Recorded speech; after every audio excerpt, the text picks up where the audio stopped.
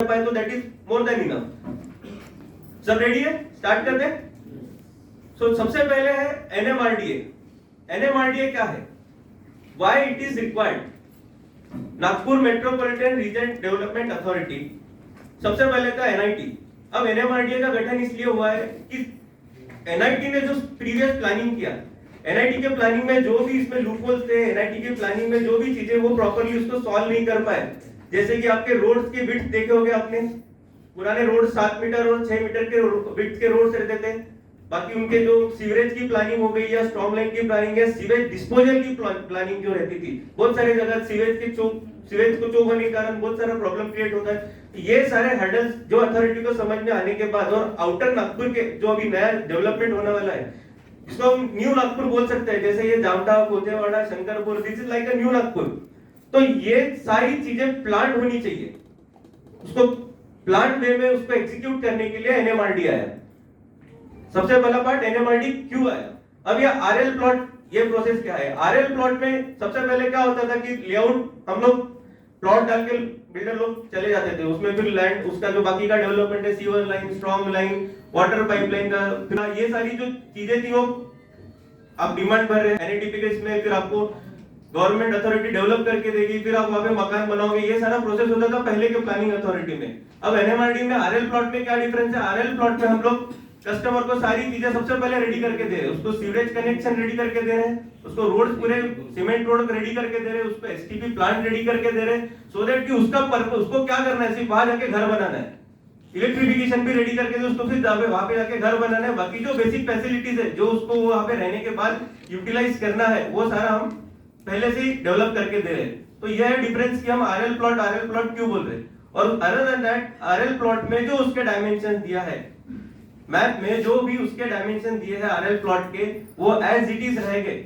उसमें आगे चल के कोई रोड वाइडनिंग में उसका कोई प्लॉट कट रहा है या कोई एक्सपेंशन हो रहा है तो उसमें उसका प्लॉट जो है वो वाला पार्ट नहीं रहता। तो सबसे मेन तो है कि आरएल प्लॉट यानी क्लियर टाइटल, जब तक वो लैंड का पूरा टाइटल क्लियर होता है तब तक हमको आरएल मिलता है प्लॉट का। मैं लास्ट में आपको बताऊंगा कि आरएल प्लॉट किस डॉक्यूमेंटेशन से जाता है, क्या क्या गवर्नमेंट अथॉरिटीज उसमें इन्वॉल्व है, और ये सारे प्रोसेस के बाद वो आरएल कैसे क्रिएट होता है। और वो आरएल प्लॉट वो, क्योंकि अगर कोई इंसान आपका अगर 20 लाख 30 लाख अगर इन्वेस्ट कर रहा है तो ही शुड नो दैट ये प्रॉपर्टी में बाद में कोई प्रॉब्लम नहीं रहेगा। उसको पता होना चाहिए कि यहाँ का एक एक इंच उसको जो हम गिन के दे रहे साइड पे, that will remain intact for his life time, उसको कोई बाद में प्रॉब्लम नहीं जाएगा। तो प्रोसेस क्या है मैं लास्ट में बताता हूँ। अभी मैं आपको सिर्फ ये स्टार्टिंग से एक्सप्लेन करता हूँ कि ये आरएल जो है ये हमको कितने पार्ट में आता है, बिल्डर को क्या क्या स्टेज में डेवलपमेंट करना पड़ता है, so that he will get the percentage of RL. कि ऐसा नहीं कि उसने कोई पार्ट छोड़ दिया, जैसे कि कस्टमर को रहता है कि सर आपने रोड का पार्ट नहीं किया, ये नहीं किया, तो प्लॉट बेच दिया, तो वैसा पार्ट नहीं होता। जब तक वो पूरा काम करेगा नहीं बिल्डर, उसको भी 100% उस प्रॉपर्टी से बाहर निकलते नहीं आता। तो कस्टमर को ये पॉइंट सबसे इंपॉर्टेंट है कि यहाँ जो हम कमिट कर रहे हैं, यहाँ के सारे पॉइंट हमको भी करके क्यों देना है, क्योंकि अगर 100% हमने आरएल लेना है तो हमको सारा डेवलपमेंट करके देना पड़ेगा। बिल्डर का एक सिक्योरिटी अमाउंट वहां पे डिपॉजिट रहता है, एक ह्यूज अमाउंट डिपॉजिट रहती है। तो ऐसा नहीं कि आज हमने डब्ल्यूबीएम रोड बना दिया और फिर कल चल के कस्टमर को ये क्वेश्चन आ सकता है कि सीमेंट रोड कब बनेगा कि नहीं। 100% बनेगा, बना नहीं है। ये अगर पॉइंट अपन कस्टमर को बता सके तो that will make a difference. अब आरएल किस पार्ट में आता है, उसके क्या स्टेजेस रहते हैं। सबसे पहले है डेवलपमेंट एग्रीमेंट। एक डेवलपमेंट एग्रीमेंट एनएमआरडी के साथ में करना पड़ता है बिल्डर को। उसमें उसको 1 CR पर हेक्टर के हिसाब से उसको डेवलपमेंट चार्ज भरना पड़ता है, और 250 रुपीज पर मीटर स्क्वायर के हिसाब से उसको एक इंफ्रास्ट्रक्चर डेवलपमेंट डिमांड भरनी पड़ती है। ये डिमांड और ये सारा पेमेंट करने के बाद एक 20% का एग्रीमेंट होता है। 20% का एग्रीमेंट यानी कि ये स्टार्ट करने के लिए, लेआउट का प्रोसेस डेवलपमेंट स्टार्ट करने के लिए 20% एग्रीमेंट, और वो एग्रीमेंट करते टाइम ही डेवलपर एक इनिशियल बहुत ह्यूज अमाउंट उसमें स्पेंड कर देता है, और वो अमाउंट उसमें के जो टोटल अमाउंट है उसमें का 5% एज अ सिक्योरिटी डिपॉजिट रहता है, which he gets after complete development of layout। ठीक है, तो सबसे पहला 20% on development agreement, next 30% on road and open space. यानी कि सबसे पहला आरएल आता है 20% पे, 100% में से 20% गया डेवलपमेंट एग्रीमेंट में, 30% गया रोड्स एंड ओपन स्पेस में, 15% depends on sewer and strong line development, and 15% depends on SDP water pipeline, जो वाटर का नेटवर्क एक बार पूरा उसमें ले करने के बाद 15% आरएल, एंड 15% सेकेंड लास्ट जो आरएल आता है that depends on concrete road and paver, and सबसे लास्ट आरएल यानी जो 5% का जो आरएल है that depends on SDP construction. ये 100% का जो डेवलपमेंट, ये जो प्रोसेस है, ये प्रोसेस को क्लियर करते करते एक एक स्टेज में ये डेवलप होता है और वो पार्ट में हमको आरएल रिलीज करते हैं। कोई भी प्रोसेस मैं फर्स्ट कर लूंगा, या ऐसा कोई सीक्वेंस नहीं है इसमें कि हर प्रोसेस पे इतना ही डिपेंडेंट है।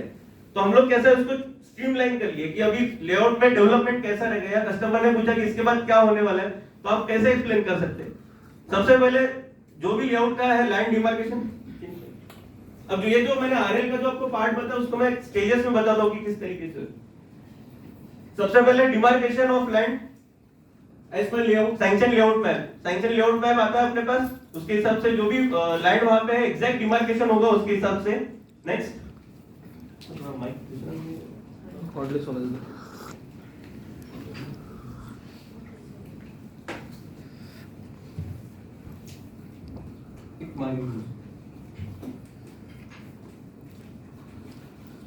Demarcation of land.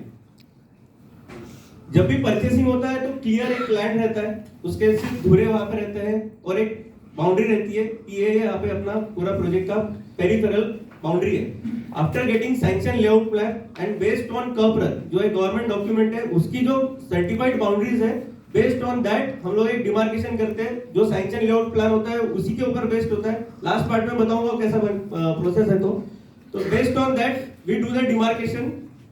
नेक्स्ट उसमें अब एनएमआरडीए का जो पार्ट है, एनएमआरडीए में जो पुरानी अथॉरिटी थी वहां पे 7.5 या 6 मीटर विड्थ ऑफ रोड रहती थी, लेकिन एनएमआरडीए का जो है वो minimum width of road should be 9 metre. Minimum width of road should be 9 metre. फिर उसमें एक 12 मीटर रोड, इसकी भी कुछ नॉर्म्स होते हैं कि ओपन स्पेस से, जो भी ओपन स्पेस है या जो भी प्लॉट है, 12 मीटर का रोड जो है उससे जो भी लास्ट प्लॉट रहेगा it should not be more than 150 metre. यानी कि आपका जो भी प्लॉट है 150 मीटर के रेंज में, वो 90 मीटर के जो इंटरसेक्शन रहता है 12 मीटर का रोड, मिनिमम उसको 150 मीटर पे 12 मीटर का रोड तो मिलना ही चाहिए। ये सारे नॉर्म्स के हिसाब से वो प्लानिंग होती है। और नेक्स्ट है एक 15 मीटर रोड, यानी जो मैक्सिमम जो हम देते हैं लेआउट के अंदर depends, but minimum width of road is 9 metre. ये अपने को ध्यान में रखना है कि उसके नीचे तो रोड सैंक्शन ही नहीं होता है। नेक्स्ट, अभी ये जो मैंने आपको आरएल का जो प्रोसेस बताया कि ओपन स्पेस एंड रोड्स पे 30%, तो ये 30% के लिए इसमें क्या क्या प्रोसेस करना पड़ता है, टेक्निकल पार्ट अभी मैं बताता हूँ। जैसे देखिए लेआउट का डिमार्केशन हो गया, डिमार्केशन होने के बाद हमको पता चल गया कि विड्थ ऑफ रोड अभी एग्जैक्ट डिमार्केट हो गई। Width of road exactly demarcate करने के बाद स्क्रैपिंग का पार्ट चालू हो जाता है। जो भी रोड बनता है या जो भी बिल्डिंग बनता है उसका फाउंडेशन हमको स्ट्रॉन्ग करना है, उसके लिए ये स्क्रैपिंग करना जरूरी है। अब कॉम्पिटिटर्स क्या करते हैं, जिसको घाई है रोड बनाने की, वो क्या करता है, एक बार उसका डिमार्केशन उसने रोड मार्क कर दिया, इमीडिएटली मुरुम लेइंग करना स्टार्ट हो जाता, और मुरुम इमीडिएटली वो लूज सरफेस पे स्टार्ट करने के कारण बाय द टाइम जब उसमें सेटलमेंट होता है तो फिर वो सेटलमेंट कहाँ आएगा, फाइनल लेयर पे दिखेगा, टॉप लेयर पे दिखेगा। तो ये प्रोसेस को अगर हमने स्किप कर दिया, बहुत बार होता है कि डिले क्यों हो रहा है या प्रोसेस डेवलपमेंट को टाइम क्यों लग रहा है, तो टाइम लगने का कारण है, हम कस्टमर को भी एक्सप्लेन कर सकते हैं कि टाइम लगने का कारण ये है कि स्क्रैपिंग करना जरूरी है। आज के डेट में जहाँ ब्लैक कॉटन सॉइल है, काली मिट्टी है, या जहाँ हमको थोड़ी भी लूज सॉइल लगती है, we definitely go for this process. सबसे पहले स्क्रैपिंग होता है, स्क्रैपिंग करने के बाद इसको कॉम्पैक्शन किया जाता है बाय वाइब्रेटर रोलर। पहले के रोलर आते थे जो स्टैटिक रोलर रहते थे उसका इंपैक्ट नहीं पड़ता था, तो इसलिए अभी न्यू टेक्नोलॉजी से हम सारा प्रोसेस कर रहे हैं, तो वाइब्रेटर रोलर से उसको कॉम्पैक्ट करना। सबसे पहले अगर 30 एकड़ का लेआउट है तो 30 एकड़ के लेआउट के रोड पहले पूरे स्क्रैप होंगे, वहां की ऊपर की पूरी लूज सॉइल रिमूव होगी, and after that we are going to compact it by vibrator roller. ये हो गया पहला पार्ट। इसके लिए अब फाउंडेशन तैयार हुआ है सिर्फ रोड का। नेक्स्ट, ये कुछ पिक्चर्स है जिस तरीके से उसको स्क्रैप करने के बाद रोलिंग किया जा रहा है। ट्राई ये कर रहे हैं कि उस जमीन को जितना हम आर्टिफिशियली जितना सेटल कर सकते हैं स्क्रैपिंग के बाद, we will do that, so that कि कैसा बाद में अगर उसके ऊपर लोडिंग आती है तो उसमें एंडुलेशन या उसमें जो बाद में रोड में क्रैश का जो इश्यू है वो डेवलप ना हो। तो ये प्रोसेस क्रूशियल है। नेक्स्ट, अगर ये प्रोसेस आप साइट विजिट पे हो और ये प्रोसेस चल रही है तो ये प्रोसेस बता सकते हैं। इसको स्किप किया जाता है बहुत जगह, मैंने देखा हूँ बहुत सारी जगह यहाँ पे, क्योंकि प्रोजेक्ट को कंप्लीट करने का एक बर्डन रहता है, प्रेशर रहता है, और उसमें ये प्रोसेस स्किप किया जाता है। ये प्रोसेस है टाइम कंज्यूमिंग, उसको स्क्रैप करो, अगर वेट प्रोसेस है, वेट है तो उसको टाइम लगेगा स्क्रैप करने के लिए, ये सारी प्रोसेस में टाइम लगता है। नेक्स्ट है इसका प्रॉपर डिमार्केशन ऑफ रोड। वो जो मैंने स्क्रैप सरफेस दिखाया उसके बाद फिर से एक और प्रॉपर डिमार्केशन होगा कि दोनों प्लॉट के बीच में जो रोड है उसका प्रॉपर अलाइनमेंट फिक्स किया जाएगा। एक बार वो फिक्स हो गया तो उसी के ऊपर आने वाली सारी लेयर्स रहेगी। Road marking for murum as per the norms. अब नॉर्म्स क्या कहते हैं? नॉर्म्स ये कहते हैं कि रोड का जो क्रस्ट थिकनेस है, यानी कि रोड बनाने में जो लेयर आती है उसमें कहा गया है कि एक लेयर जीएसबी, एक लेयर 40 mm और उसके बाद डायरेक्ट आप पीसीसी स्टार्ट करो। ये है एनएमआरडी के drawings. But by our study और हमको पता है कि ये सेक्शन काम नहीं करेगा। तिरुपति का पार्ट ये है कि हमको लॉन्ग लास्टिंग रहना है। अगर इनके ड्राइंग्स के हिसाब से हम लोग काम कर ले या इस सारी चीजों को अगर अप्लाई करें तो बहुत कॉस्ट सेविंग हो जाएगा। सीधा सीधा 2-3 लेयर का खर्चा बच जाता, उतना उन्होंने वहां पे दिया ही नहीं है। बट सबसे पहले हमारा बेसिक रहता है 1 layer of murum for making the sublet strong, यानी कि जो भी वहां पे हमने खोद के उसको कॉम्पैक्ट किए तो उसके लिए मुरुम का सबसे पहले इनिशियल लेयर जो कहीं पे भी हमारे पास ड्राइंग में नहीं है, वो पहला लेयर ऑफ मुरुम, उसको लेइंग करने के बाद उसको कॉम्पैक्शन। उसकी भी लेयर की थिकनेस फिक्स है कि ऐसा नहीं कि हमने खोद लिए 1.5 फीट तो हम 1.5 फीट का एक साथ मुरुम डाल देंगे, समझ रहे? कोई भी थिकनेस अगर मैं बहुत ज्यादा थिकनेस में कोई माल उसको स्प्रेड करूं तो उसको कॉम्पैक्ट नहीं कर पाऊंगा आफ्टर लॉन्ग टाइम। तो मेरे को उसको एक 150 to 208 इंची की थिकनेस में उनको पहला एक लेयर डालना पड़ेगा। मेरी थिकनेस अगर 200 mm की है और मैं एक्सैक्ट 200 mm ले भी कर सकता हूँ, लेकिन प्रॉब्लम क्या होगा, वो कॉम्पैक्ट नहीं होगा। इसलिए मुझे क्या करना, उसको 2 पार्ट में करना पड़ेगा। 2 पार्ट में करो तो फिर टाइम कंज्यूमिंग, क्योंकि अगर 30 एकड़ का लेआउट है 30 एकड़ में पहले पूरे लेआउट में एक मुरुम की लेयर जाएगी, उसको कॉम्पैक्ट किया जाएगा, उसका वेट रोलिंग होगा, फिर नेक्स्ट लेयर ऑफ मुरुम। तो हम लोग क्या करते हैं यहाँ पे 150 mm की 2 लेयर ऑफ मुरुम डालते हैं। इससे होता है कि हमारा बेस स्ट्रॉन्ग हो गया। नेक्स्ट, ये डिमार्केशन ऑफ टेंजेंट है। आपने देखा कि टेंजेंट का इंपॉर्टेंस क्या है। जो भी पुराने लेआउट है या पुराने जो भी नागपुर में जो भी पार्ट है वहां पे आप देखना बड़ी बड़ी गाड़ियां कंजेस्टेड हो जाती, टर्न नहीं ले पाती, टर्निंग रेडियस कम हो जाता, बिकॉज टेंजेंट प्रॉपरली मार्क नहीं रहता। 90 डिग्री में टेंजेंट रहा तो व्हीकल्स मूव नहीं कर पाती। और कोई भी अगर इमरजेंसी का पार्ट या कोई भी प्रॉब्लम आया तो उसमें बड़ी बड़ी व्हीकल्स वहां से क्रॉस नहीं हो पाती, जस्ट बिकॉज वहां पे टेंजेंट प्रॉपरली मार्क नहीं है। कहीं बीच में आपको इलेक्ट्रिक पोल दिख जाएगा। तो ये क्या हो रहा है, वो प्लानिंग अथॉरिटी का जो लूपहोल्स था यही हम क्लियर कर रहे हैं। तो यहाँ पे हम प्रॉपरली उसको टेंजेंट डिमार्केट कर रहे हैं। इस तरीके से जो भी स्पेसिफिकेशन दिया, स्पेसिफिकेशन के हिसाब से ये टेंजेंट डिमार्केशन। नेक्स्ट, अब ये मुरुम जो हम ले कर रहे हैं वो लेइंग प्रोसेस क्या है। पहले क्या होता था, मुरुम साइड पे प्रोक्यूर कर लिया, उसके बाद लेबर लोग आप देखोगे लेबर रहते हैं और पूरा उसको स्प्रेड करते रहते हैं। उसके बाद फिर रोलर चलता है और वो एक लेयर फिनिश होती है। वो प्रोसेस में क्या होता था कि लेबर के कारण जो मुरुम हम स्प्रेड कर रहे हैं उसको बाद में रोलर चाहिए उस डेंसिटी से उसको कॉम्पैक्ट नहीं कर पाता, यानी जिस तरीके से उसको पैक होना चाहिए, जिस तरीके से उसको डेंस होना चाहिए वो प्रॉपर हो नहीं पाता था। तो अभी कैसा है, लेटेस्ट मशीनरीज आ गई है, ये मशीनरीज के थ्रू हम साइड पे पूरा मुरुम ले करते हैं। मुरुम स्प्रेडिंग है मशीनरी से जब होती है तो ये 60 to 70% कॉम्पैक्शन ये मशीन ही अचीव कर लेती है। 60 to 70% मशीन ने अचीव कर लिया विद प्रॉपर ग्रेडियंट। इसमें जो रिक्वायर्ड कैम्बर है रोड के अंदर जो स्लोप रहता है, जो आने वाला बारिश का पानी है उसको ड्रेन आउट करने के लिए जो स्लोप लगता है, by help of this machine हम उसको पूरा कॉम्पैक्ट करते हैं। तो 60 to 70% तो हमारा कॉम्पैक्शन पहले यही अचीव हो जाता है।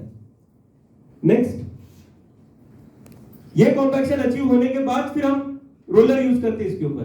तो डिफरेंस हम लोग को समझ में आ जाता है कि जहां भी लेबर काम कर रहे हैं, लेबर से जब रोड का काम हो रहा है तो हमको समझ में आ रहा है इस प्रोसेस से हम ज्यादा कॉम्पैक्शन अचीव करेंगे। ज्यादा कॉम्पैक्शन अचीव किया तो ज्यादा लोड कैपेसिटी बढ़ेगी, ज्यादा लोड कैपेसिटी के साथ में इसका ड्यूरेबिलिटी बढ़ेगी, लॉन्ग टर्म के लिए ये रोड स्टेबल रहेगा और इसमें क्रैक्स आने के चांसेस कम हो जाएंगे। तो ये एक प्रोसेस है।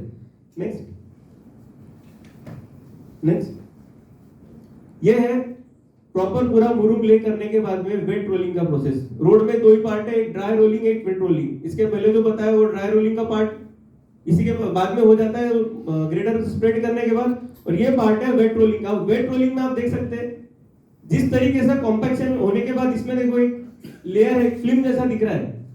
पानी का एक ऊपर में से फिल्म जैसा लस बोलते हैं उसको, वो तभी आएगा जब हम कोई चीज को पूरा निचोड़ देंगे। कोई चीज को ऐसा पूरा निचोड़ देने के बाद जब वो पूरा डेंस हो जाएगा, पूरा सेटल हो जाएगा, तब इस तरीके का कॉम्पैक्शन अचीव होगा। और ये कॉम्पैक्शन अचीव करने के लिए वो स्टार्टिंग से पूरी प्रोसेस फॉलो कर रहे हैं। ठीक है, नेक्स्ट। इसमें जैसे अपन देख सकते हैं ये कॉम्पैक्शन अचीव हो गया कि we are safe now to go for next layer. अगर यहाँ वॉइड्स रहेंगे, कहीं कोई होल्स रहेंगे, अगर इस तरीके से कॉम्पैक्शन अचीव नहीं हुआ तो फिर नेक्स्ट लेयर को प्रॉब्लम जाएगा, नेक्स्ट लेयर में अंडुलेशन आएगा। तो प्रोसेस वाइज अपन उसका डेवलपमेंट कर रहे हैं।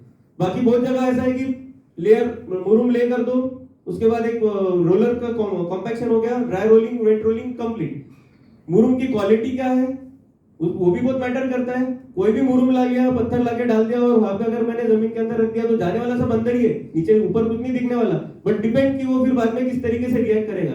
यह है मुरुम की क्वालिटी। इस क्वालिटी के मुरुम को ही तिरुपति अप्रूव करता है। अगर इस क्वालिटी का मुरुम नहीं मिल रहा तो हमको कभी कभी होता है कि रुकना पड़ता है, होता है। प्रोजेक्ट ड्यूरेशन को, प्रोजेक्ट को कंप्लीट करने का एक प्रेशर रहता है, बट व्हाट यानी क्वालिटी के साथ कॉम्प्रोमाइज कैसा करेंगे। तो कभी कभी ये डिसीजन लेने पड़ते हैं कि फिर मुरुम नहीं मिल रहा उस क्वालिटी का तो रुकना पड़ेगा। तो ये चीज हमारी हाइलाइट्स है, ये हम बता सकते हैं। नेक्स्ट, ये है वो finish road. After all this process ये मुरुम का मुरुम का जो 2 लेयर कंप्लीट करने के बाद इस तरीके का फिनिश रोड दिखता है। अच्छा, इसमें एक प्रीवियस आप इसमें देख सकते हैं, जैसे ये जो डिमार्केशन हुआ है वो पेग्स उस आर्च में ही मारे हुए, उस टेंजेंट के हिसाब से ही मारे हुए कि वहां तक तो वैसे भी उसको पता रहेगा कि यहाँ तक मेरा प्लॉट है। उसको वो टेंशन लेने की जरूरत नहीं सर मेरा प्लॉट ही नहीं समझ में आ रहा, मेरे को डायमेंशन नहीं, उसको उसका प्लॉट तो 100% क्लियर मिलेगा विद दैट प्रॉपर टेंजेंट। उसको वहां पे मार्किंग है तो साइड पे इंजीनियर्स है वो सब आपको एक्सप्लेन कर ही देंगे कि किस तरीके से टेंजेंट मार्क किया जाता है। नेक्स्ट, अब उसके बाद आता है ये जीएसबी का लेयर। एनएमआरडी का कहता है ये लेयर से आप स्टार्ट करो। मैंने आपको दिखाया पिक्चर, इसके पहले से हमने स्टार्ट किए। अब ये जीएसबी का लेयर है। इस तरीके का मटेरियल पहले दिल्ली साइड में बहुत यूज करते थे। इसको क्रस्ट स्टोन बोलते हैं। इसमें जैसे अलग अलग वेराइटी का साइज का मेटल रहता है, 40 mm, 20 mm क्रस्ट एंड और डस्ट का कुछ पार्टिकल्स रहता है उसमें। इस तरीके का मटेरियल ले करने से क्या होता है, ये अपने आप में एक बॉन्डिंग क्रिएट कर लेता है और इसकी जो स्ट्रेंथ रहती है वो बाकी मटेरियल के कंपैरिजन में हायर साइड है। और ये नया इन्वेंशन है या नया तरीके से भी नागपुर में यूज हो रहा है। पहले नहीं होता था, हाईवेज में होता था यूज, लेकिन अब सब हर जगह ये यूज करना चालू कर दिए। तो ये है जीएसबी, यानी 40-60 से लेके तो हर वेरिएशन का एक खिचड़ी जैसी रहती है ना, उस तरीके का मटेरियल है जिसको यूज करके नेक्स्ट लेयर अपन ले करते हैं। Already we have introduced 2 extra layer. उसके बाद ये जीएसबी का लेयर। अब ये पूरा जो फर्स्ट स्टेज रोड है ये रेडी हो गया कि ये अब कंक्रीट रोड को रिसीव कर सकता है, यानी कंक्रीट रोड में इसके ऊपर ले कर सकता हूं। नेक्स्ट, इसको कंपेयर करने के बाद इसकी इस तरीके से फिनिशिंग आती है। ऐसा लगता है कि हो गया कोई या बिटुमिनस रोड कर दिया है, क्रिएट है, ऐसा कुछ लगता है। इस तरीके से इसका डेंसनेस रहता और इसकी लोड कैरिंग कैपेसिटी बाकी जो प्रोसेस है उससे ज्यादा रहती है। नेक्स्ट, अच्छा, जो स्टेज बताया 30% के प्रोसेस में 2 पार्ट पैरेलली चलता है। रोड का भी काम चल रहा है और साथों साथ ओपन स्पेस का भी काम चल रहा है। अब ओपन स्पेस का जो डेवलपमेंट है आप देख सकते हैं, footing for beam and column M20 grade. अब कंक्रीट में भी ग्रेड दिया है, M10 से लेकर तो M20 ग्रेड तक कंक्रीट बनता है। अब ये साइड पे कौन आके चेक कर रहा है, किसको समझ में आ रहा है कि ये किस ग्रेड का काम कर रहा है। बट मेरे को पता है कि मेरे ड्राइंग में M20 ग्रेड है। आप कभी भी साइड पे चेक कर लो या अपन कस्टमर को ही बोल सकते हैं कि आप भी देख लो, जिसको समझता होगा अगर कोई नॉलेजेबल है तो M20 ग्रेड ही फॉलो कर रहे हैं। और इसको अगर लेइंग का प्रोसेस तो आप देख रहे हैं यहाँ पे बाजू में मशीनरी दिख रही है, वो कभी भी आपको ऐसा रास्ते में बनाते हुए या कहीं पे वो जिसके अंदर जो रोड पे कहीं पे भी ले कर दे रहा है और फिर वहां पे कंक्रीट बना रहा है, वो वाला प्रोसेस। सारे कॉन्ट्रैक्टर्स को हमने स्ट्रिक्टली वार्न किया है कि ये मशीन के थ्रू ही कंक्रीटिंग होना, सो दैट कि उस मशीन के अंदर कंक्रीट बन रहा है उसमें कुछ मिट्टी मिक्स नहीं हो रही और वो कंक्रीट वहां से निकल के सीधा जहां पे उसको जाना है वो जगह पे पहुंच जाएगा, सो दैट उसमें फॉरेन पार्टिकल्स इन्वॉल्व नहीं रहेंगे। उसके बाद लॉन्ग टर्म में ये क्रैक्स या कोई इसमें डिटोरेशन का पार्ट नहीं आएगा। तो ये क्वालिटी अगर साइड पे इस तरीके से चल रहा है तो ये एक पॉइंट है, दिखाने लायक पॉइंट है। अगर सामने में चल रहा है तो वो एक डिफरेंशिएट कर सकते हैं। ये तो रास्ते पे डाल के भी कंक्रीट बना सकते हैं, इसको उसके पीछे एक्स्ट्रा मशीनरीज का खर्चा हमने जानबूझ के लगाया कि हमको ये क्वालिटी के साथ में काम करना है। नेक्स्ट, अच्छा, एक डिफरेंस ये पिक्चर के थ्रू ही समझ में आएगा। ये जो ओपन स्पेस है आप इसको प्रॉपर्ली देखिए, ग्रिल का डिजाइन देखिए एक बार, जिस तरीके से ग्रिल बना है और एक नेक्स्ट पिक्चर दिखाना, नेक्स्ट उसके बाद ये ग्रिल देखिए, ये कोई और लेआउट का है, किसका है वो क्या उसमें उतना इंटरेस्ट नहीं है, बट इस तरीके से नेक्स्ट इस तरीके से ये ग्रिल में देखिए आप वर्टिकल और हॉरिजॉन्टल में उसने गैप क्रिएट कर दिया, तो उससे क्या हो गया, उसका कॉस्ट कटिंग हो गया।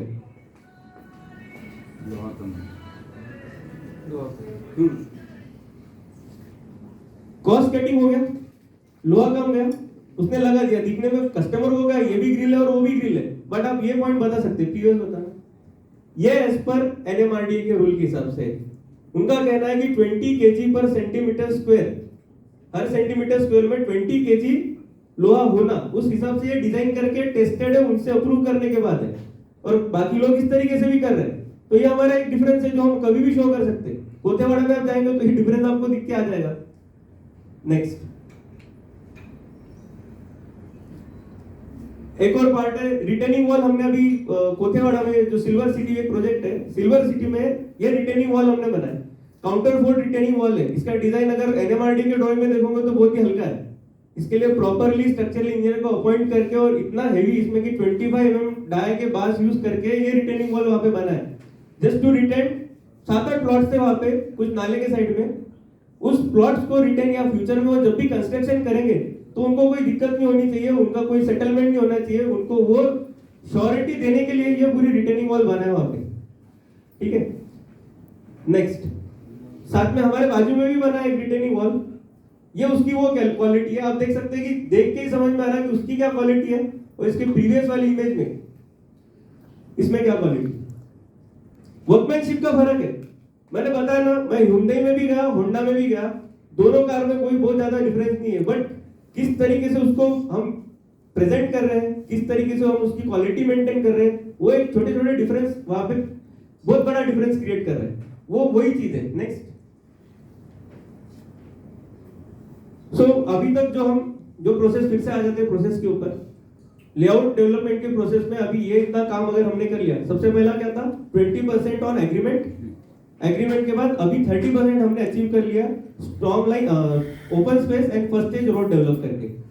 अब इतना काम होने के बाद ही मैं, यानी कि ऐसा नहीं कि मेरा कोई लेआउट हमने स्टार्ट कर दिया और स्टार्टिंग से मैं कोई सीवर लाइन या स्ट्रॉन्ग लाइन ले करना स्टार्ट कर सकता हूँ। सबसे पहली प्रायोरिटी है roads, then open space, next part आता है strong line and sewer line. इसके ऊपर टोटल 15% आरएल डिपेंड करता है, जो भी 1 लाख स्क्वायर फीट का एरिया होगा तो उसका 15% depends on strong line and sewer line.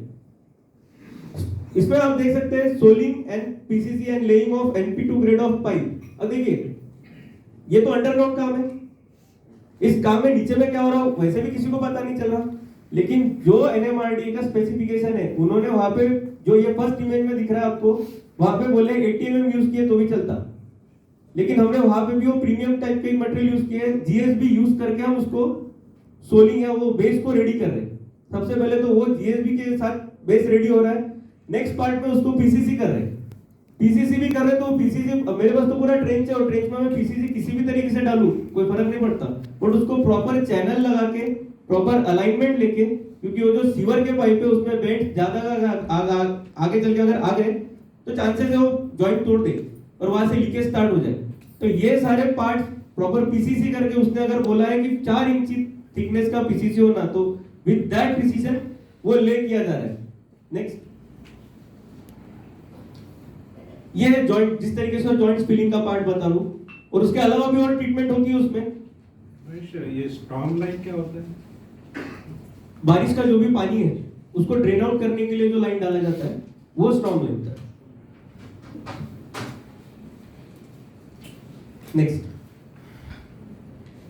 ये है सीवर लाइन के chambers.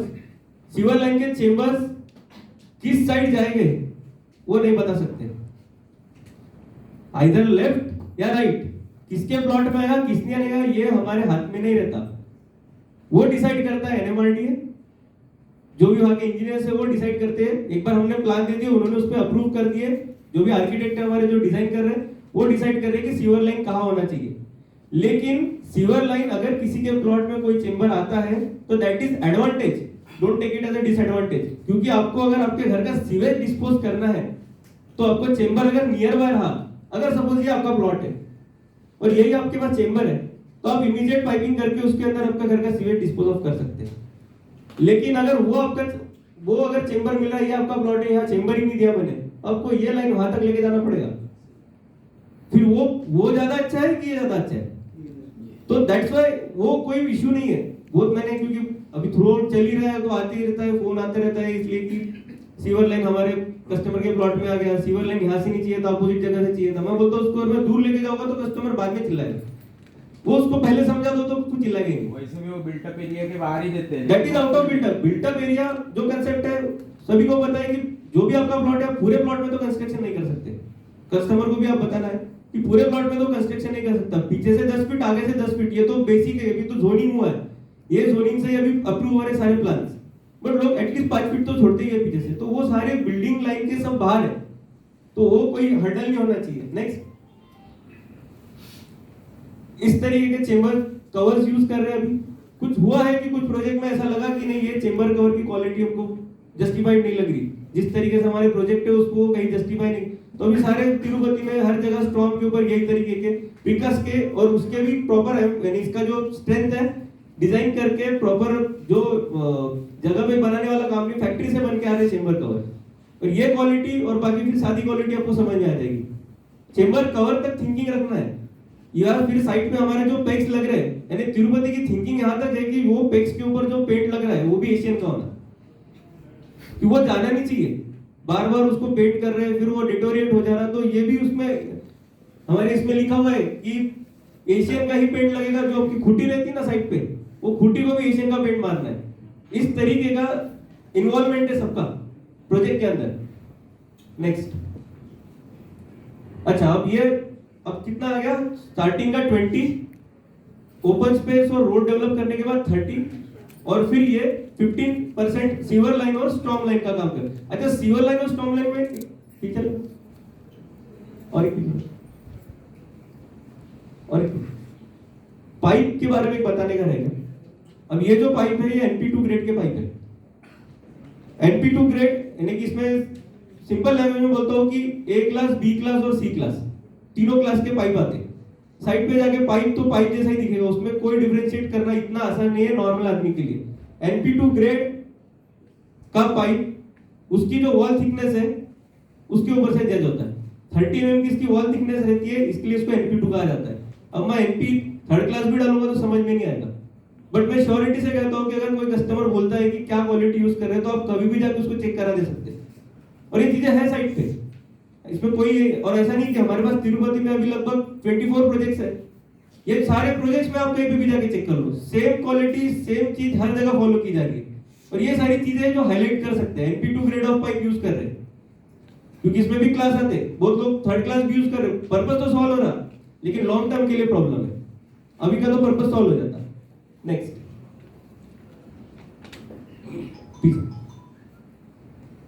15% RL, 20 plus 30, 15% sewer line और स्टॉर्म लाइन के ऊपर। अब इतना जो मैंने डेवलपमेंट किया हो, 30 प्लस 15 हो गया कितना, 45। 30 प्लस 15 45 का मैं सबसे पहले RL इतना डेवलपमेंट करने के बाद मिलता है मुझे, रोड बनाओ, ओपन स्पेस बनाओ, सीवर लाइन डालो, स्टॉर्म लाइन डालो, और एसडीपी वाटर पाइपलाइन पे सिर्फ एसडीपी वाटर पाइपलाइन डालने से मेरे को 15% का RL मिल जाता है।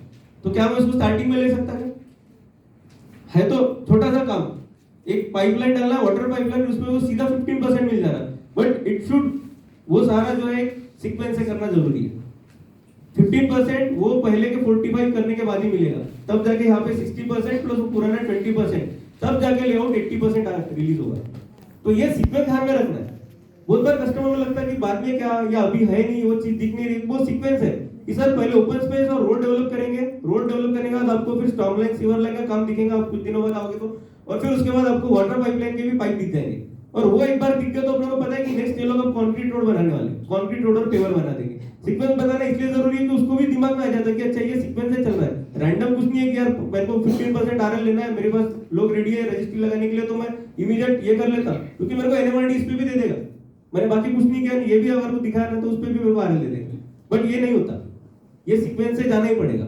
ठीक है, नेक्स्ट, अच्छा इस पाइप में अब ये 15% का जो RL है, पीछे लेना, ये रहते हैं हाई डेंसिटी पॉलीइथिलीन पाइप्स, ठीक है। इसका प्रेशर कैपेसिटी रहता है 6 kg पर सेंटीमीटर स्क्वायर। इतना प्रेशर ये सस्टेन कर सकता, और ये प्रेशर ये सस्टेन कर रहा कि नहीं, नेक्स्ट ये चेक होता है इस मीटर से।